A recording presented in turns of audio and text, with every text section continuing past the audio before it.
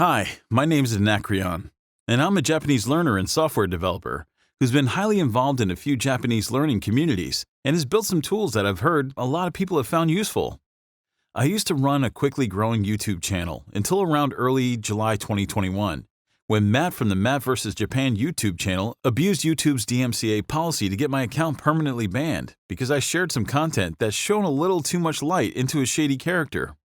Today I'm going to tell you the story about why and how this happened, and tell you what the contents were that upset Matt to the point he decided to abuse DMCA and get my videos and channel removed. Let's start by giving you a little background into who Matt is. Matt is a guy who, from all appearances, is absolutely obsessed with Japan, and seemingly, particularly in anime, in his late teenage years. In fact, in contrast to what he tells his audience, he studied Japanese for nearly 10 years and had multiple years of traditional school education in Japanese before he began following an immersion method called AJAT, which stands for Japanese All the Time, and is basically an extreme form of immersion learning, which was run by a guy known as Katsumoto, and suggests a learner should spend as much time as possible in the target language each day. Matt self-admittedly became enamored with both AJAT and its creator, Katsumoto. Long story short, after Katsumoto disappeared from the internet, and after something like 4 or 5 years following AJAT, in addition to a couple of years he had studied Japanese in school, began a YouTube channel promoting AJAT to the YouTube audience.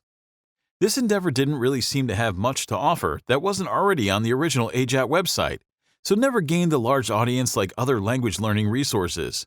However, in 2019, a multi-language learner and software developer named Lucas, known by his handle as Yoga Pants, entered into a partnership with Matt to create Mass Immersion Approach, or MIA.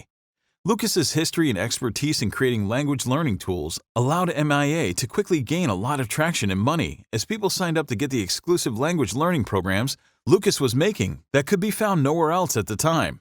Unfortunately, while progress on Lucas's front went well full steam ahead, the other side of the partnership was severely lacking. Matt, who had been tasked with making video lessons and writing articles for MIA, didn't seem to be creating very much content at all. Ultimately, this difference in work ethic led to a falling out between Lucas and Matt and MIA being dissolved. However, by this point, through the momentum MIA had created, Matt's presence on Patreon and YouTube was now fairly big, and he could pretty much support himself financially off of his now larger customer base.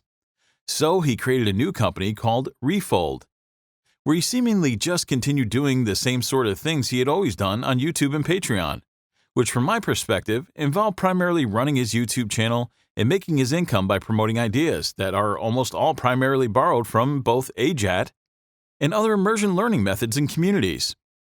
In fact, I first discovered Matt when one of his YouTube videos got linked on a Japanese learning community that I had recently joined called DJT, or Daily Japanese Thread. The video seemed harmless enough, just a guy talking about how he went about learning Japanese. However, when I asked other members about it, I discovered there was quite a bit more history between Matt and DJT. I heard he had pretty much been an active member of DJT Discord server for some years now.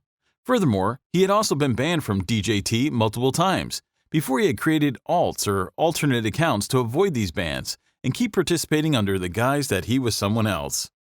And I was shown screenshots of him saying some things under the assumption that no one would know it was him, that many people might find quite distasteful.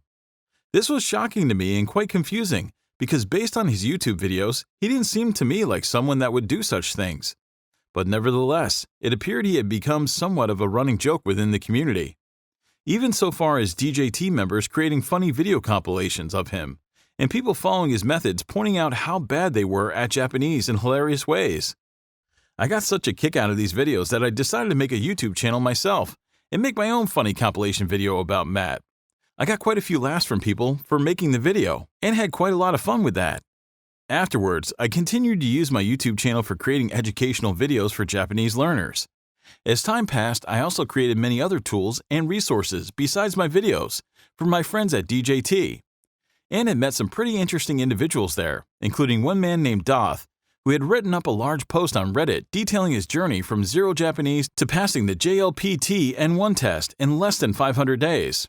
One day Doth told us that Matt had contacted him asking if he could interview him and make a video out of it for his Matt vs. Japan YouTube channel. It seems I wasn't the only one impressed with Doth and his unusually fast acquisition of the Japanese language. He accepted and a date was set. After some delays, the interview finally happened. I and many other DJT members expressed our excitement to see our friend in the finished interview video and patiently waited for Matt to upload it. But it just never seemed to happen. I searched for why that was. What I found was when Matt was asked about it on Discord, he seemed to respond that the interview was far too positive about DJT and did not serve as a useful video to advertise his own language learning product, Refold. I and others were quite disappointed by this result, but it was somewhat understandable from a business perspective. Still, I wanted to see the Doth interview myself, even if Matt didn't want the video on his YouTube channel. So I asked Doth's friend if he had the recording of the interview himself, and he said yes and shared it with me. However, what I didn't realize is this recording had more than just the Doth interview. As I kept watching it, the interview seemingly ends, but Matt and Doth continue chatting and talking over their video call. And before long, I was once again in total disbelief at what kind of things Matt will openly say and admit to in a casual conversation. It was then that I heard how Matt talked about the immersion learning community, and in particular people who followed him in a condescending tone, and while laughing seemed to purposefully admit to misleading them with the intent of using his reputation as an elite Japanese speaker in order to charge exorbitant prices for unproven learning materials.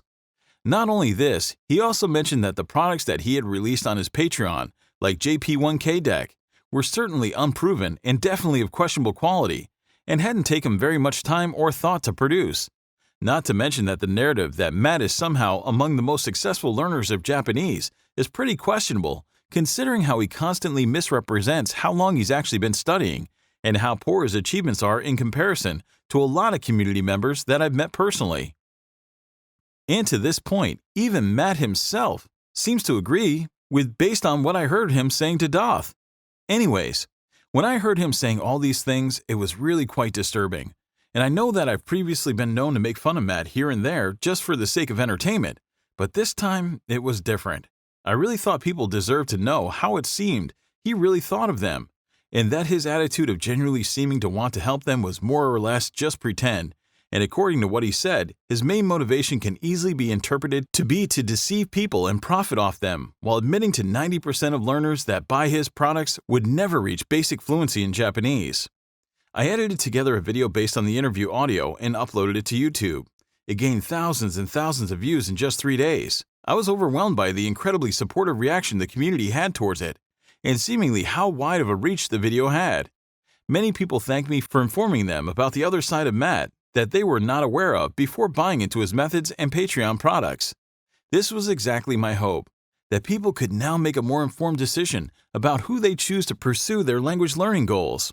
However, it did not last very long. About 7 days after the video was uploaded, I got a notification that a DMCA strike was filed against it by Matt. You see, when a video gets struck with a DMCA claim, the video is immediately no longer viewable by anyone on YouTube and gets taken down. I was heartbroken, but I was also quite confused because a DMCA claim is when you claim to have a copyright over a piece of work, which in this case was my YouTube video. However, this was my personal creation using small audio clips from a conversation between my friend Doth and Matt overlaid on top of visuals that I made myself. So it would seem to me that Matt clearly has no legitimate claim to its copyright. I suspected that Matt himself also knew as well as I did that he had no claim to it. In fact, my suspicions were confirmed after my friend shared a screenshot of a conversation he had with Matt, where he pretty much admitted to it. Because you see, he had contacted my friend about a week after filing the DMCA strike to ask to buy the rights to the conversation audio from him in order to help defend his position, that the takedown request was in fact not an abuse of the DMCA laws. In the meantime, though, I felt an obligation to my YouTube subscribers and the new viewers that I had found my video. I thought they might be quite confused that my most popular video had suddenly disappeared from my YouTube channel, so I quickly uploaded a short video informing them what had happened and included screenshots of the DMCA takedown notification. The next day I woke to yet another notification. The video explaining the situation to my viewers had also been taken down by a DMCA Matt filed against it. To me, this seemed like him further trying to censor me and my videos that expose those parts of his character that some may find untrustworthy or even downright scammy. I wondered what I should do next. How do I tell my viewers what is happening if he keeps taking down my videos? But before I could even come up with an answer to that question, news reports came in. 2 new DMCA reports against my old educational Japanese videos that had nothing to do with Matt. I go to check who would do such a thing against me at such an already stressful time for my channel. The first one is from a name I do not recognize with an email that returns any mail sent to it as an unreachable address. Then I take a look at the second one, and it also seems quite suspicious to me. Under the legal name field, there just seems to be an internet username, bum1, instead of an actual real name. Based on the sudden timing of these 2 DMCA takedowns on my videos that have been up for many months now, combined with what appeared to be fabricated contact information, the only conclusion I could personally come to was that Matt had also created these DMCA copyright claims. And for those that don't know, when 3 or more DMCA claims are filed against a single YouTube channel, the whole account and all of its videos gets completely deleted.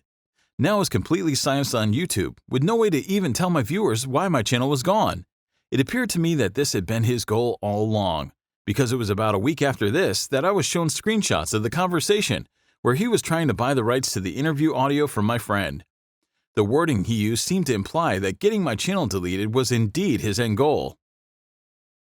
YouTube contacted me shortly after telling me I technically could dispute the DMCA claim, but to do so, I would have to both send all my personal contact information, including my home address, to him, as well as agree to be held legally responsible and allow myself to be sued by him in court if he so chooses for copyright infringement. To me, this seemed like a huge risk, both because of the financial costs of a possible court battle, but also mainly because I did not want to give my identity to someone that now seemed to be using such shady tactics against me and in his business endeavors. After all, I have kids, a wife, and a career to worry about and protect from a risk I could seemingly avoid by just letting Matt have his way with getting my channel deleted. Plus, I was not making any financial gain from any of these videos or anything I had created for the Japanese learning community. It was all purely to help and educate people for free. So I decided the best option would be to reach out to other members of the community to see if they could help me in any way. And in doing so, is what ultimately led to this video being created. And that's pretty much the end of my story.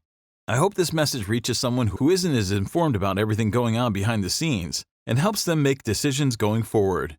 I'd like to thank anyone that shares this video for help giving me a voice again on this issue when I would otherwise be completely censored by Matt.